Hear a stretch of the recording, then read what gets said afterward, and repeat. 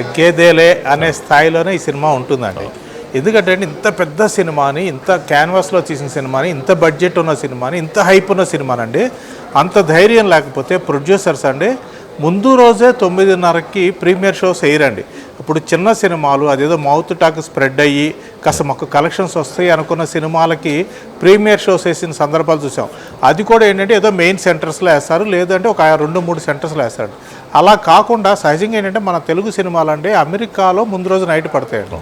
కానీ అదే సమయానికి ఇక్కడ ఇండియాలో కూడాను ప్రీమియర్ షోస్ ప్లాన్ చేయటము వెయ్యటము అన్నది మైత్రి మూవీ మేకర్స్ ఉన్నటువంటి ఒక పర్ఫెక్ట్ ప్లానింగ్ చెప్పుకోవాలండి. ఎందుకంటే ఈ మధ్యకాలంలో అండి చాలామంది మేము పాన్ ఇండియా సినిమా తీస్తున్నామని ప్రకటన చేస్తారండి. కానీ చివరికి వచ్చేసరికి లేదంటే తెలుగు వరకు రిలీజ్ చేస్తూనే ఉంటారు, లేకపోతే తెలుగు తమిళ రిలీజ్ చేస్తూనే ఉంటారు. అలా పాన్ ఇండియా సినిమాలుగా మొదలయ్యి కేవలం తెలుగుకి పరిమితమైన సినిమాలు ఎన్నో వస్తున్న నేపథ్యంలో పర్ఫెక్ట్ ప్లానింగ్తో ఉండే 5 సెంటర్స్లో ఒక ప్రీ రిలీజ్ ఈవెంట్ లాంటివి ఘనంగా జరిపి ప్రెస్ మీట్లు జరిపి జనంలో ఒకటి జాతీయ స్థాయిలో ఒక హైప్ క్రియేట్ చేసి ఈ పుష్ప 2 రాబోతోంది. ఈ సినిమాని సంధ్యా థియేటర్లో 9:30కి అల్లు అర్జున్ తన ఫ్యామిలీ మెంబర్స్తో చూస్తారు. అలాగే సినిమా రంగంలో ఉన్నటువంటి ప్రముఖులందరూ కూడా వాళ్ళ దగ్గరలో ఉన్నటువంటి మల్టీప్లెక్స్లో ఈ సినిమాను చూడడానికి వెళ్ళబోతున్నారు. ఆ రకంగా ఓవరాల్గా అండి హైదరాబాద్లో అయితే మల్టీప్లెక్స్లు అన్నీ కూడాను 80% మల్టీప్లెక్స్లో ఈ పుష్ప 2 ఈరోజు 9:30కి షో వేయబోతున్నారు. ఆ రకంగా అంటే ఒక ప్రీ రిలీజ్లోనే 100 కోట్లు దాటి కలెక్ట్ చేసిన సినిమాగా ఒక రికార్డు సృష్టించిందండి. ఇందాక మీరు అన్నట్టుగా 12,500 థియేటర్లు వరల్డ్ వైడ్ రిలీజ్ అవుతున్న ఫస్ట్ మూవీ తెలుగు సినిమా అంటే ఇండియన్ మూవీనే ఇదిగా ఒక రికార్డు సృష్టించిందండి. అలాగే కేవలం అంటే ఒక నెంబర్ ఆఫ్ టికెట్స్ సేల్ అయిన విషయంలో కూడానండి ఎన్నో రికార్డ్స్ ఈ సినిమా సొంతం చేసుకుంది. మరి కాసేపట్లో పుష్ప 2 అది ఫైర్ ఉంటుందా లేకపోతే వాళ్ళు చెప్పినట్టుగా వైల్డ్ ఫైర్ ఉంటుందా ఏంటి అన్నది చూడాలి. అలాగే అందులోనే ఒక డైలాగ్ ఉంటుంది, నేషనల్ కాదు ఇంటర్నేషనల్ అని. కాబట్టి ఇంటర్నేషనల్గా కూడా పుష్ప ఏ స్థాయిలో తన సత్తా చూపిస్తుంది అన్నది చూడాల్సి ఉంటుంది. మరి కాసేపట్లో తెలిసిపోతుంది కూడా. ఇంకొక విషయం ఏంటంటే రేట్ల హైక్ విషయంలోనండి కొంత అసంతృప్తి ఉన్నమాట వాస్తవం అండి. అంటే అభిమానులు ఎలా అంటే కాస్త తక్కువ రేట్ ఇచ్చుంటే బాగుండేది అనుకుంటారు. కానీ ఓవరాల్గా సరే ఒక షో 800, 1000 రూపాయల, 1500 ఎంతైతే అంత పెట్టుకు చూడేసే అభిమానులు కొంతమంది ఉంటారు, వాళ్ళు ఖచ్చితంగా చూస్తారండి.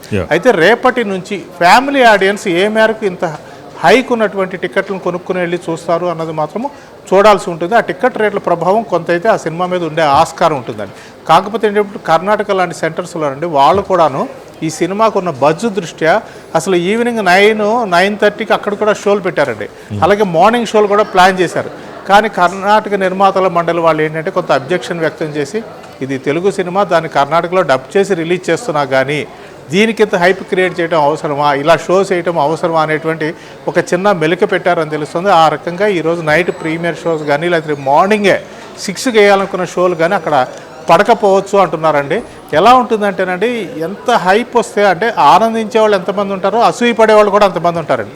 ఆ రకంగా పుష్ప 2కి ఆనందించే వాళ్ళు కొంతమంది ఉంటే అసూయపడే వాళ్ళు కొందరు ఉన్నారు. ఏదేమైనా కానీ మెగా ఫ్యామిలీ నుంచి కూడా అండి ఇప్పుడు ఒక పాజిటివ్ వైబ్స్ అనేది మొదలైనాయండి. ఉదయం సాయి ధరమ్ తేజ్ అల్లు అర్జున్ అభినందిస్తూ పుష్ప సినిమా హిట్ కావాలని ఆ సినిమాని అందరూ చూడాలని చెప్పి కోరుతూ ఒక ఎక్స్లో పోస్ట్ పెట్టారు. దానికి దేవిశ్రీ ప్రసాద్ థ్యాంక్స్ చెప్తూ ఒకటి పెట్టారు. అల్లు అర్జున్ కూడా స్పందించారు. ఒక బ్రదర్లీగా నాకు నువ్వు ఇచ్చినటువంటి విషెస్ చాలా విలువైనవే అన్నట్టుగా అల్లు అర్జున్ కూడా చెప్పారు. కొద్దిసేపటి క్రితం కూడా నాగబాబు గారు అంటే డైరెక్ట్గా ఏదో అల్లు అర్జున్ అప్రిషియేట్ చేస్తూ కాదు కానీ మెగా ఫ్యామిలీకి అల్లు కుటుంబానికి మధ్య ఏర్పడుతున్న ఏదైతే దూరం ఉందో దాన్ని తగ్గించే ప్రయత్నం చేశారు. సినిమాని సినిమాగా చూద్దాము, సినిమా అంటే కొన్ని 100 మంది పనిచేస్తారు, అలాగే ఎంతోమంది దాని మీద ఆధారపడి ఉంటారు. కాబట్టి ప్రతి సినిమాని ప్రోత్సహించాలి, వాటిని చూడాలి, మనం ఆదరించాలి అని ఒక పాజిటివ్ నోట్తో ఒక ఎక్స్లో పోస్ట్ పెట్టారు. అది కూడా మెగాభిమానులకి ఒక దిశానిర్దేశనం చేసిన ఒక భావన అయితే చాలామంది ఫీల్ అవుతున్నారు. ఎందుకంటే 2 కుటుంబాల మధ్య పొరపచ్చలు ఉండకూడదని కోరుకునే వాళ్ళు ఎక్కువ ఉంటారండి. వీళ్ళు విడిపోవాలి, వీళ్ళ మధ్య అగాధం సృష్టించాలి అనుకునే వాళ్ళు ఎవరో మనకు తెలుసు. ఈ రోజున థియేటర్స్ దగ్గర బ్యానర్స్ కట్టి మీ వెనకాల మేము ఉన్నామని చెప్తున్న వాళ్ళందరూ కూడా వీళ్ళిద్దరూ కలవకూడదని చేసే ప్రయత్నంలో లేకపోతే ఆ కుట్రలో భాగంగా చేస్తూ వేసిన బ్యానర్స్ తప్పితే ఏదో అల్లు అర్జున్ మీద ప్రత్యేకమైన ప్రేమతోనో వేరే రకంగా ఏం కాదు. కాబట్టి పుష్ప 2 సినిమా మీద కొంత నెగిటివ్ ట్రోలింగ్ అనేది రేట్ల విషయంలో కావచ్చు, లేకపోతే కొంత నెగిటివ్ మెంటాలిటీతో చేసిన ట్రోలింగ్ కానీ ఈ సినిమా ఫస్ట్ షో పడిపోయిన తర్వాత అయిన తర్వాత ఖచ్చితంగా అది పాజిటివ్గా మారుతుంది. అల్లు అర్జున్ అభిమానించే వాళ్ళు నటుడుగా అతన్ని మరో స్థాయిలో నిలబెట్టే సినిమా అవుతుందని ఖచ్చితంగా అనుకోవచ్చు రాజు గారు. అలాగే ఓం గారు అంటే ఒక విధంగా ఇది ఇందులో కొన్ని చాలా కూడా వివాదాస్పదం అవుతుంది. బ్యాక్గ్రౌండ్ మ్యూజిక్ సంబంధించి ఈ యొక్క దేవిశ్రీ ప్రసాద్ కానీ మరికొన్ని సందర్భాల్లో తమన్ను నేను కొట్టానన్నాడు.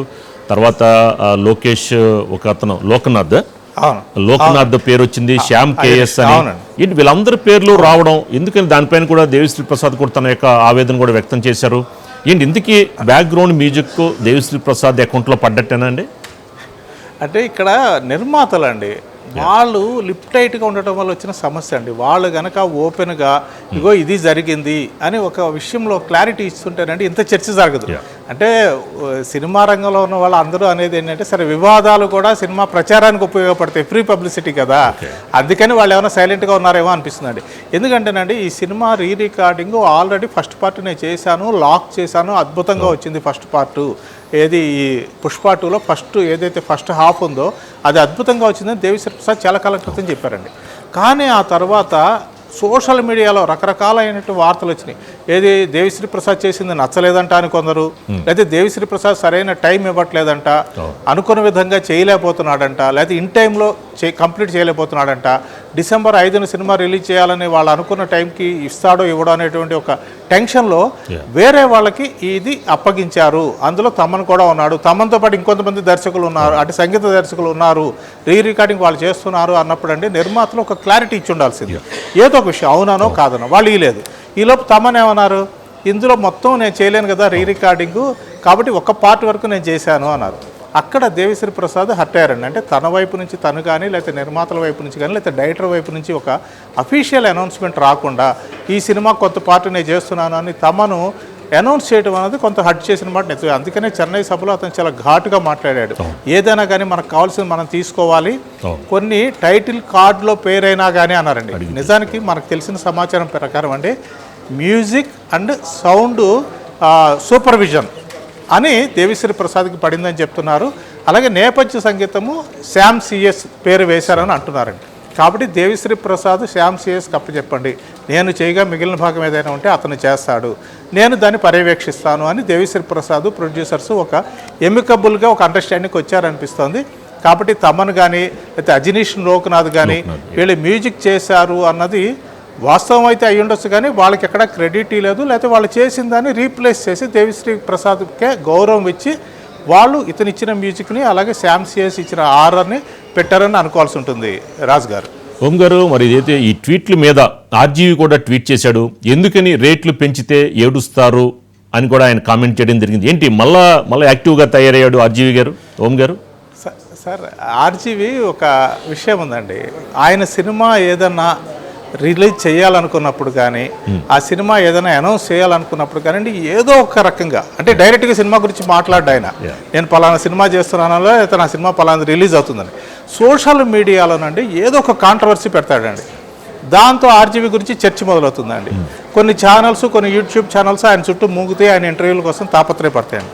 నిజానికండి 20వ తారీఖున ఆర్జీవి ప్రొడ్యూస్ చేసినటువంటి శారీ అనే సినిమా రిలీజ్ కావాలండి. ఈ రోజున ఆ శారీ సినిమాని తీసుకెళ్ళి జనవరి 30వ తారీఖు ఆయన వాయిదా వేశారు. అంటే తన సినిమాని ప్రాపర్గా రిలీజ్ చేసుకునే పరిస్థితులైన ఆర్జీవి సినిమా రేట్ల గురించి అది కూడాను ఏంటంటే ఇప్పుడు మనం అనుకున్నాం కదా వైఎస్ఆర్సీపీలో కొన్ని వర్గాలు కొంతమంది మెగా ఫ్యామిలీ అల్లు ఫ్యామిలీ కలిసి ఉండకూడదు అని కోరుకునే వాళ్ళలో ఆర్జీవి కూడా ఒకటండి. ఎందుకంటే నిజానికి ఓన్లీ సినిమా రేట్ల హైక్ గురించే మాట్లాడాలి, లేకపోతే దాన్ని సమర్థించాలి. ఏంటంటే ఒక ప్రొడక్ట్ ఉంటుంది, దాని రేట్ పెట్టుకునే హక్కు నిర్మాతకు ఉంటుంది, అంటే ఆ ప్రొడక్ట్ తయారు చేసిన వాళ్ళకు ఉంటుందని ఆర్జీవి చెప్పాడు, అందులో తప్పులేదండి. కానీ అందులో కూడా మెగా ఫ్యామిలీని లాక్కు రావడము, మెగా ఫ్యామిలీని మించి అల్లు అర్జున్ ఉన్నారు ఈ రోజు అని చెప్పడం అనేది ఒక కుటిలైనటువంటి బుద్ధి, ఒక కుటిలైనటువంటి ప్రయత్నం అండి. నాకు తెలిసి మెగా ఫ్యామిలీ కానీ అల్లు ఫ్యామిలీ కానీ ఆర్జీవిని నమ్మే పరిస్థితి అయితే లేదండి.